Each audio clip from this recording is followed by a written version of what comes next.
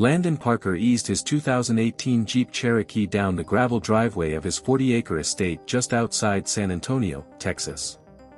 The late afternoon sun lit the long grasses of his pastures, but as he rounded the last bend, his breath caught in his throat. A 6-foot wrought iron fence, freshly painted charcoal gray, now surrounded every inch of his property, save for a single heavy gate. That gate, once welcoming to friends and hay delivery trucks, hung shut, its lock gleaming in the light. Parker's heart pounded as he stepped out, hands pressed against his hips, eyes scanning the unfamiliar barrier. He strode to the gate, knuckles white as he grasped the cold metal. No key dangled from the lock cylinder. No padlock hung open in invitation. Just a small sign, property secured by Cedar Hills HOA. His pulse quickened. Cedar Hills was the new subdivision springing up 2 miles north, and its homeowners association had no legal claim on his land. Yet here was their emblem.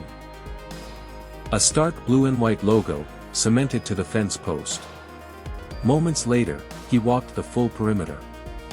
The fence posts were set into poured concrete, evenly spaced, with industrial-strength panels stretching taut between them. Every corner was rigidly square, betraying professional installation. Not a single panel showed signs of wear, the entire system was brand new.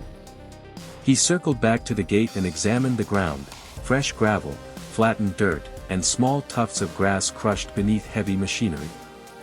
Landon fished his phone from his pocket and dialed the number listed beneath the HOA sign, only to be greeted by an endless ring. He tried the president's direct line. Voicemail.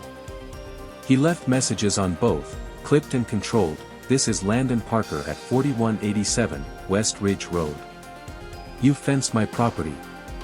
Please call me immediately. But as the sun dipped lower, no call came. Twilight found Parker pacing under the floodlights that illuminated the gate. His mind raced through his options. He owned every deed to this land, had built the farmhouse, stables, and riding arena with his own 2 hands, legally, indisputably. Yet here he was, effectively locked out of his own home. He peered through the fence bars and spotted the bright lights of the Cedar Hills clubhouse in the distance, its facade almost mocking him. Determination settled in Landon's chest. He would not be cowed by a self-appointed body of suburban decorators. Tomorrow, he promised himself, he would trace the fence line in the county records, research the HOA's charter, and, if necessary, hire an attorney to tear down this unlawful barrier. As stars emerged above the Texas sky, he climbed into his Jeep. The gate remained closed, but his resolve was wide open. Part 2. Harassment under the guise of order. Landon Parker had always cherished the tranquility of his estate. Since 2010, he'd raised American quarter horses on the rolling hills, cultivated an olive grove that yielded fragrant oil, and tended a small herd of Angus cattle. His farmhouse kitchen saw regular dinners made from homegrown vegetables, and weekends were spent riding out to check fences, feeding the barn cats, or simply watching the sunset over the pasture. In all those years, the nearest neighbor had been old Mrs. Delgado, a reclusive artist who lived 3/4 of a mile to the south. Peace defined Parker's days, until Cedar Hills estates encroached on his horizon. In early 2020, land developers broke ground on a 120-home subdivision less than 2 miles from his back field. The Cedar Hills Homeowners Association formed soon after, with a board of directors comprised of sales agents, a retired banker, and a marketing executive. Their mission statement, to preserve property values and community standards, sounded innocuous enough. The first notice arrived shortly thereafter. A polite letter, stamped with the HOA seal, requesting he maintain perimeter fencing to HOA standards. Confused, Parker assumed it a clerical error and tossed the letter on his desk. A month later, however, a second letter demanded he trim his hedgerows to no higher than 3 feet, despite the fact that his hedges lay half a mile from the nearest Cedar Hills lot line. That spring, 2 young men in matching polo shirts appeared unannounced at his front gate. They introduced themselves as committee members doing a boundary reassessment. Parker followed them along the fence line, pointed out every survey marker, and watched as they clicked photographs on their tablets. No sooner had they left than another notice landed in his mailbox, threatening a $100 daily fine for non-compliant boundary maintenance. Landon's emails to the HOA board went unanswered. Phone calls transferred him from voicemail to voicemail. Meanwhile, the letters piled up. Notices of violation hearings scheduled at the clubhouse, demands to pay fines for unauthorized fence styles, and stern warnings about future legal action.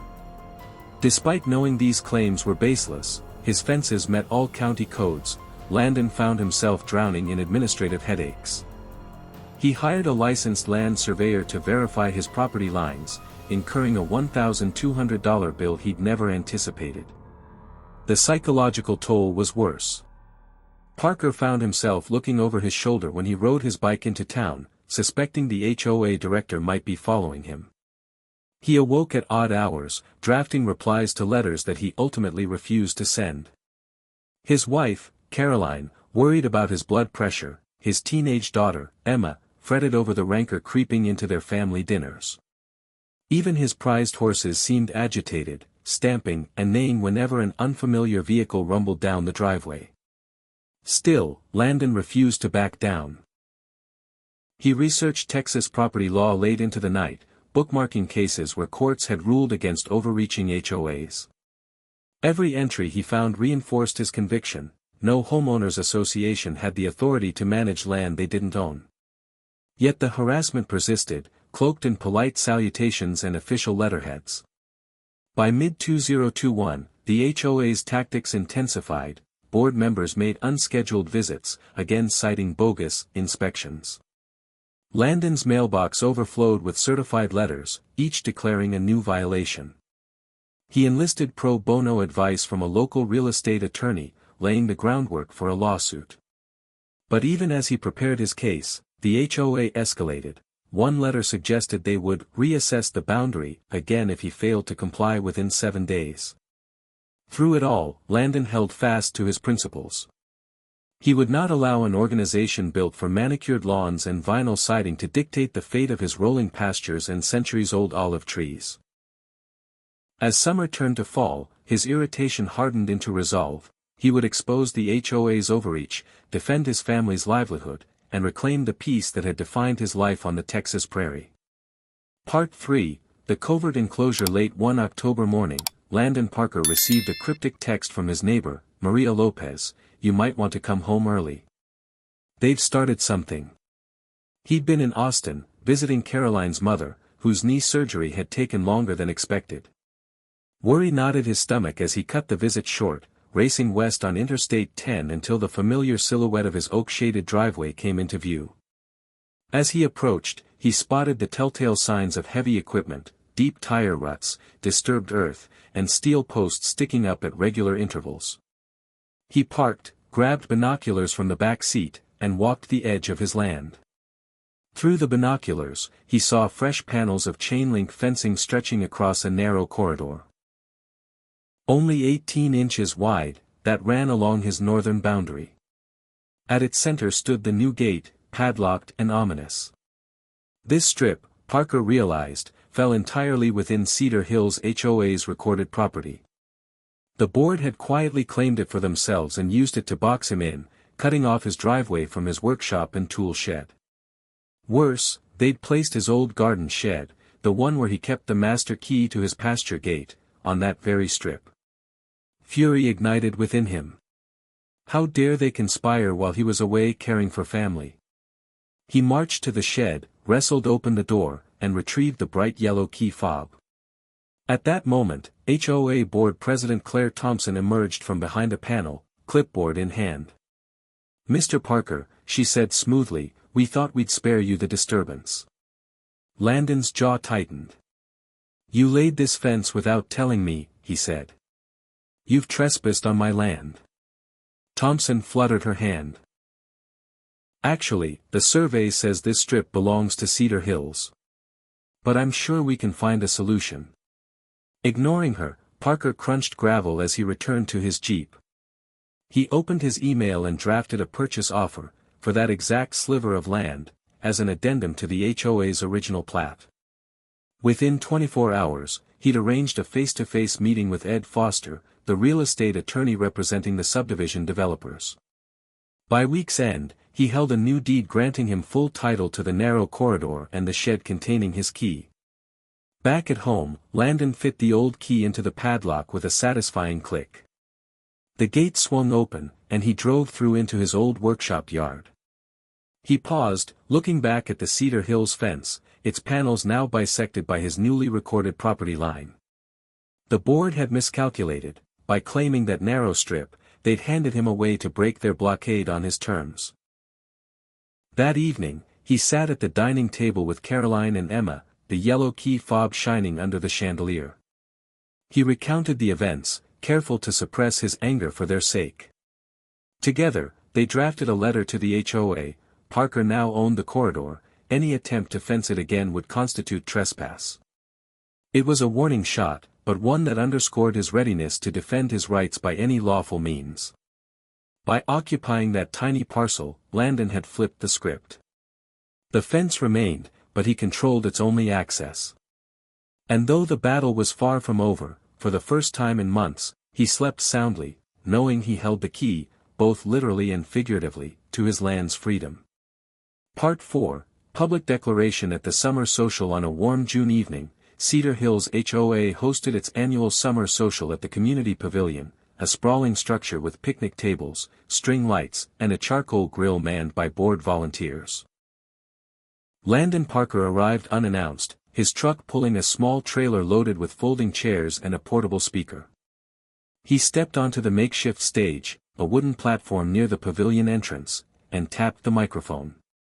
"Good evening," he began, voice calm but firm. The chatter hushed. Neighbors turned, forks midway to their mouths, as Parker raised his hand. "I'm Landon Parker, owner of the 40-acre estate 2 miles south. I've been told I'm not part of your HOA. Yet recently, you fenced me in, threatened legal action, and tried to annex my land through zoning petitions." Board President Claire Thompson, standing beside Treasurer Mark Benson, shifted uncomfortably. Thompson cleared her throat. "Mr. Parker, this is a private event." Parker held up a photograph. It showed his gravel driveway, severed by the dark fence and locked gate. "Behold your handiwork," he said. Murmurs rippled through the crowd. "But I come bearing news. Last week, I legally acquired the narrow corridor you fenced to block me. That gate key you have?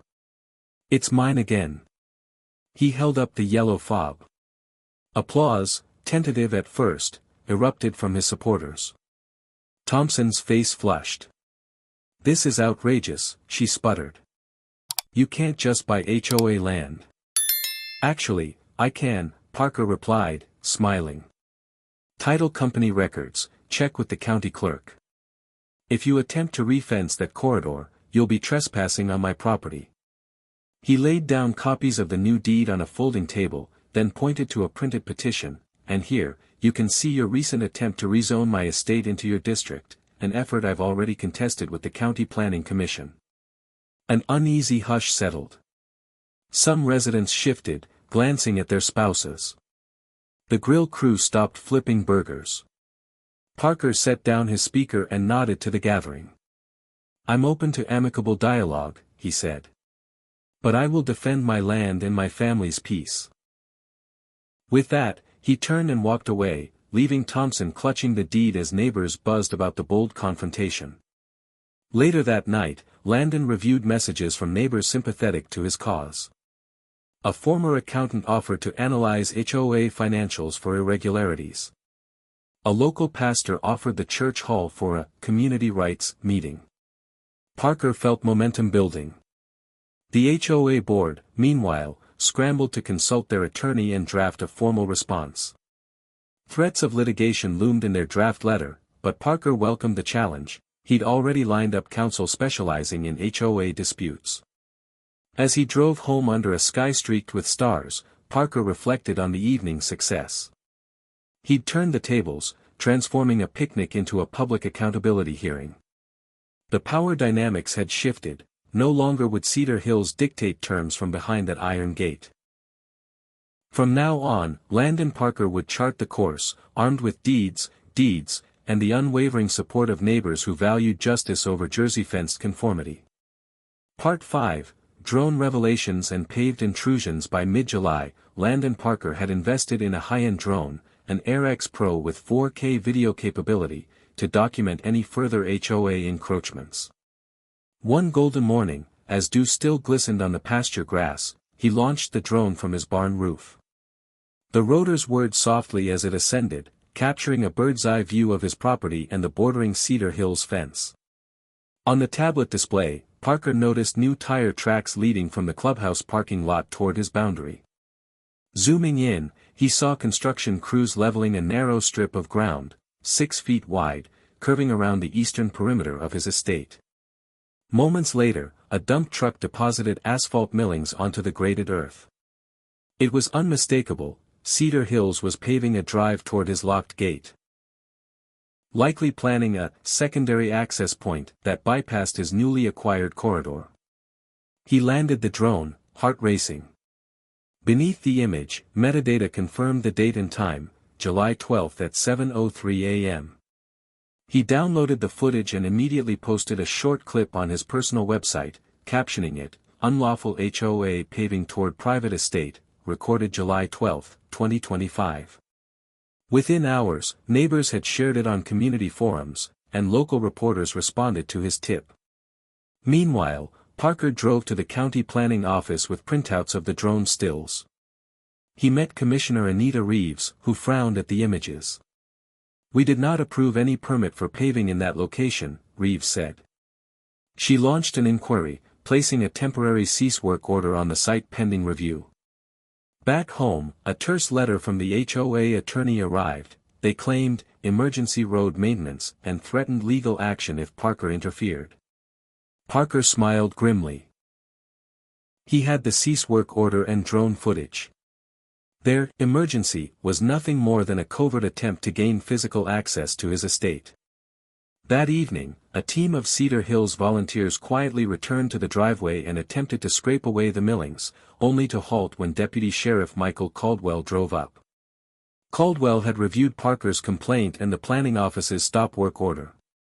He ordered the crews to pack up and leave, warning the HOA that any further unauthorized work would be trespassing. The HOA board held an emergency meeting that night at the clubhouse, where members accused Parker of bullying tactics and publicizing private matters. But Parker's supporters rallied online, praising his use of technology and legal acumen. Social media echoed with comments like "Know your rights" and "Go, Landon." The story even caught the attention of a statewide real estate blog. As the dust settled, Parker reflected on how quickly drone footage had changed the game. He now had a real-time dashboard of every shovel and wheel moving along his boundary. Armed with timestamps and geometadata, any future incursion would trigger an immediate legal response. Cedar Hills HOA had thought they could outmaneuver him in the pre-dawn shadows, but freedom, like sunlight, reveals all. Part 6, Threats and Flames. By August, tensions had escalated further. One evening, Landon Parker noticed headlights prowling along the fence line of his stable. Pulling on a windbreaker, he strode outside and encountered a dark SUV idling in the gravel. Its tinted windows obscured the driver's face, but two figures emerged, flashlights in hand, scanning the barn entrance. "Can I help you?" Parker called out, voice echoing across the yard. The figures froze, then retreated to the vehicle. Before speeding away, the driver rolled down the window. A muffled voice threatened, "Stay out of HOA business, Parker." The tires squealed as they sped off into the night. Shaken, Parker checked his security cameras. The footage captured license plate frames too blurry to read, but enough to identify the SUV model, a late-model Yukon XL. Days later, as dusk settled, an acrid smell drifted across the estate. Racing to the stable, Parker discovered half the hay bales beside the south stall were smoldering. Bright embers popped against the wooden siding. He triggered the barn's sprinkler system, and within minutes, the blaze was extinguished.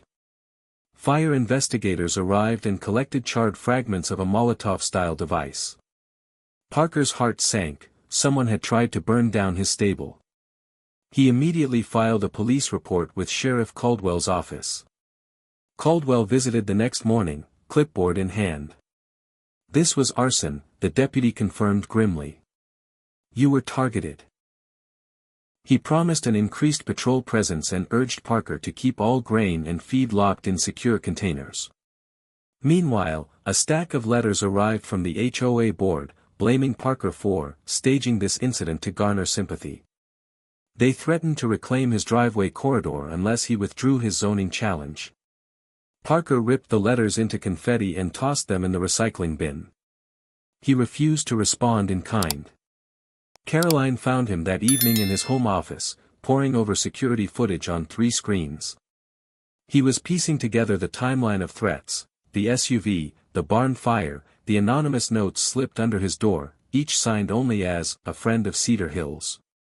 Caroline placed a hand on his shoulder. "They've crossed a line," she said quietly. Parker nodded. "And so have I." He drafted an email to his attorney: "Initiate civil and criminal proceedings against HOA board members and any accomplices for intimidation, trespassing, and arson. Prepare protective orders and file for summary injunctive relief." At dawn the next day, Parker walked the fence line with Deputy Caldwell. The deputy replaced missing fence panels and offered to escort Parker on horseback patrols. Together, they marked fresh tire tracks leading back toward the clubhouse. The message was clear: he was under siege, but he also had allies in law enforcement. That afternoon, a local TV crew arrived at his driveway to interview Parker about his story of rural defiance. With cameras rolling, he recounted the arson attempt and threats. "I didn't start this fight," he said. "But I will finish it." His words, broadcast into living rooms across Texas, galvanized public outrage. Donations poured in for his legal fund. As twilight fell, Parker mounted his best mare, Liberty, and rode the boundary past the no trespass signs. The stable stood tall behind him, fully intact.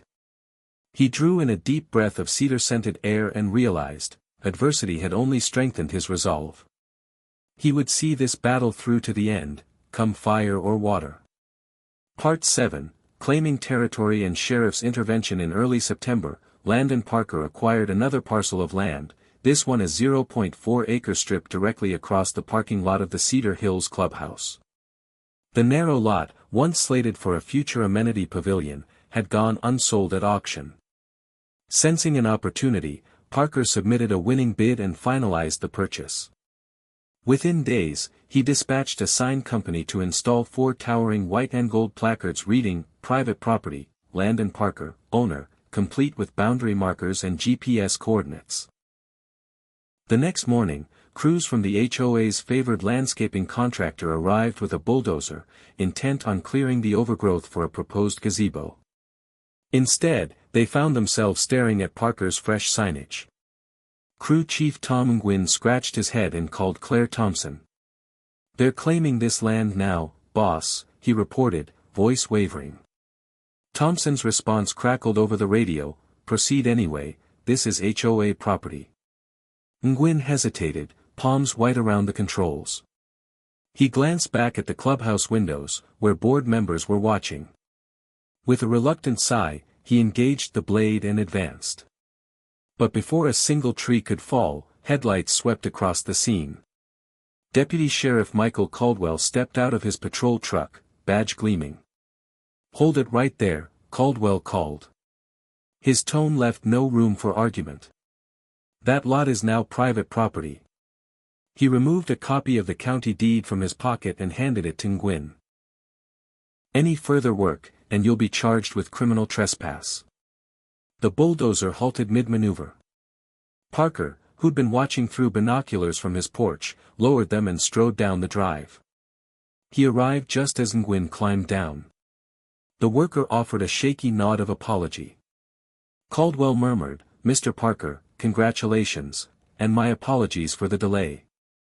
Claire Thompson appeared at the clubhouse door, arms folded. "You can't just buy land to spite us," she spat. "Watch me," Parker replied calmly. He pointed to the private property signs. "I'll defend this lot as fiercely as the rest of my estate." Word of the confrontation spread quickly. The local newspaper ran a front-page photo of Parker standing beside his new signs, flanked by Sheriff Caldwell. The headline read, "Rancher vs. HOA, Texas Standoff Continues." A swell of public support followed, with letters to the editor praising Parker's ingenuity. Internally, the HOA board fractured. Some members worried about the growing bad press, others lashed out at Parker's tactics. An emergency vote was held to oust Claire Thompson as president, but procedural errors in their bylaws rendered the vote invalid. In the chaos, Parker's legal team filed suit seeking injunctive relief against any further HOA encroachments. That evening, Parker sat on his porch with Caroline and Emma, watching the clubhouse lights gleam in the distance. "They bought a bulldozer," Emma said, "but you bought the land." Landon smiled, sipping iced tea. "In this game," he said, "you can fence me in, threaten me, even set fire to my barn, but as long as I own the ground under my feet, I can't be beaten." And with that, the balance of power had shifted decisively. Part 8, National Spotlight and Retaliation. By late October, the saga of Landon Parker versus the Cedar Hills HOA had spread beyond Behar County. Parker reached out to Sarah Ellis, an investigative reporter at the Texas Review. Intrigued by his meticulous documentation, drone footage, legal filings, and security logs, Ellis arranged an on-camera interview at Parker's estate. Under a crisp blue sky, she pressed record as he recounted the fence siege, arson attempt, and property acquisitions. When the segment aired on the Texas Review's evening broadcast, social media ignited. Clips of Parker calmly describing the barn fire and holding up his deed went viral. Viewers nationwide rallied behind the underdog rancher standing up to a powerful homeowners association. Hashtags like #FenceOffAbuse and #StandWithLandon trended across platforms. Not everyone cheered, however. Within days, Parker found a notarized notice taped to his front door alleging a mortgage default on his estate, filed by Cedar Hills HOA. The notice cited a non-existent loan on the newly acquired corridor and demanded immediate payment of $250,000 or face foreclosure. Confusion and alarm struck Parker. The HOA had fabricated documents to intimidate him. At the same time, his electricity was disconnected. A terse letter from the local utility company claimed Cedar Hills HOA had requested termination for non-payment of the meter on that corridor. But Parker paid all his bills online weeks earlier. Clearly, the HOA had abused their influence. He called Deputy Caldwell, who accompanied him to City Hall the next morning. There, utility records confirmed no legitimate request had been filed. City lawyers sent a cease and desist letter to the HOA's attorney, restoring Parker's power within hours. Meanwhile, his real estate attorney filed emergency motions in district court, one to quash the fraudulent mortgage notice and another to bar any HOA interference with utilities. Sarah Ellis covered every twist, the bogus foreclosure, the power cut, and Parker's swift legal victories. Her follow-up pieces painted a vivid portrait of David versus Goliath. An independent rancher fighting bureaucratic overreach. Soon, national outlets picked up the story. Parker received interview requests from cable news programs and podcasts focusing on property rights. On Halloween night, a community fundraiser, Light Up the Parker Estate, filled his pastures with lanterns and hay bale seating. Neighbors, journalists, and supporters gathered to celebrate his resilience. Caroline baked pumpkin squares, Emma handed out hot cider. Landon stood before the crowd and raised a glass. "Power was never just electricity," he said. "It's the will to defend what's right." As cheers echoed across the fields, Parker realized the battle had transcended his fence line.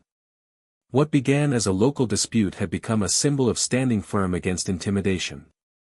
And while Cedar Hills HOA had tried every tactic in the book, fencing, zoning petitions, arson threats, fake liens, none had dimmed his spirit. If anything, each retaliation had amplified his cause, sparking solidarity from coast to coast. Part 9, The Eviction Notice Gambit. In mid-November, Landon Parker unveiled his boldest maneuver yet.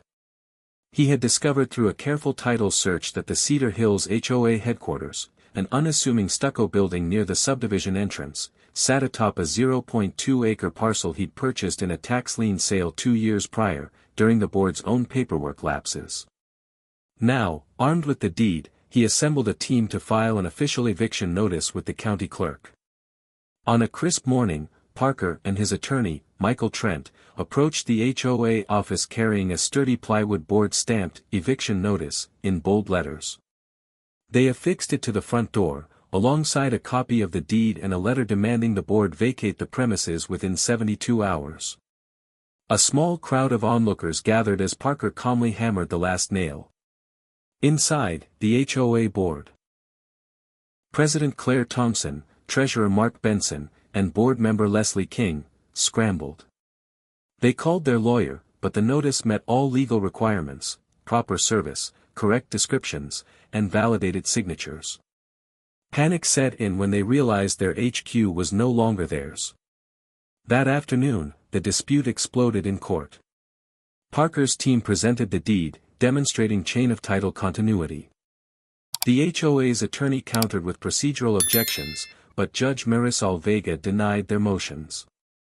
Then came Parker's killer testimony, excerpts from HOA meeting minutes where board members had neglected to pay the county taxes on that parcel for 3 consecutive years, grounds for the tax lien sale. As the hearing drew to a close, Judge Vega ruled in Parker's favor. The board had forfeited ownership through negligence, and the eviction notice stood. Thompson and Benson sat in stunned silence as the bailiff escorted them out of their own office. Media cameras flashed outside the courtroom. Parker's decisive victory was front-page news. In the following days, Parker negotiated a temporary lease with the remaining HOA staff, allowing them to retrieve personal items under his supervision. They vacated, mumbling apologies as they locked the door behind them. Neighbors cheered from across the street, some offering Parker coffee and homemade pies in celebration. With the HOA headquarters officially under his control, Parker had the building repurposed as a community rights center, hosting free legal clinics for rural landowners. The irony was not lost on anyone. The place that symbolized HOA power became a sanctuary for citizens defending their own properties. When the dust settled, Claire Thompson resigned in disgrace. Board members faced sanctions for malfeasance. Parker's audacious eviction notice gambit had dismantled the organization that once wielded authority over him. Yet he remained humble. In an interview with Texas Farm and Ranch magazine, he credited due diligence, perseverance, and a profound belief in justice for his success. Part 10, The Freedom Corral. As winter approached, Landon Parker prepared his final flourish. On the land behind Cedar Hills Estates, once coveted by the HOA for a future clubhouse expansion, he commissioned the construction of an open-air equestrian arena. Neatly trimmed hedgerows framed a quarter-mile oval track, and white picket spectator stands lined the eastern side. At the entrance, a wrought iron arch bore the name, Freedom Corral. The grand opening took place on December 12, with crisp breezes and clear skies. Local riders, neighbors, and media descended on the arena for a community rodeo. Events ranged from barrel racing to creative, tug-of-war, contests featuring neighborhood dogs. Caroline led a pie-baking contest, Emma narrated the youth equestrian showcase. Even Deputy Caldwell served as the guest announcer, recounting the saga that led to the arena's creation. HOA officials, now mere private citizens, were invited as well. A new president, Angela Ruiz, approached Parker with a small bouquet. "Your vision turned this into a gift for the entire community," she said earnestly. "On behalf of the board, I apologize for the harm we caused." Parker accepted the apology silently, raising his glass of spiced cider instead. He flashed a brief, courteous smile and returned to overseeing the barrel racing finals. His actions had spoken louder than any words of reconciliation. As dusk fell, lanterns illuminated the corral's perimeter, and the final event commenced, a nocturnal torchlight gallop. Mounted on his favorite stallion, Liberty, Parker led a procession of riders around the oval, the flickering flames dancing in their wake. Neighbors cheered, cameras recorded, and for the first time since the ordeal began, Landon felt complete peace. In the days that followed, Freedom Corral became a beloved fixture, hosting charity fundraisers, riding clinics, and holiday light shows. Parker's story of resilience inspired a broader movement among rural Texans advocating for property rights awareness. Publications featured his journey, and Parker himself volunteered to speak at events, always emphasizing one lesson: know your land, know your rights, and never let intimidation fence you in. And so, on that 40-acre estate in the heart of Texas, where a single locked gate once symbolized oppression, Landon Parker's Freedom Corral now stood as a living testament to perseverance, justice, and the unyielding spirit of independence.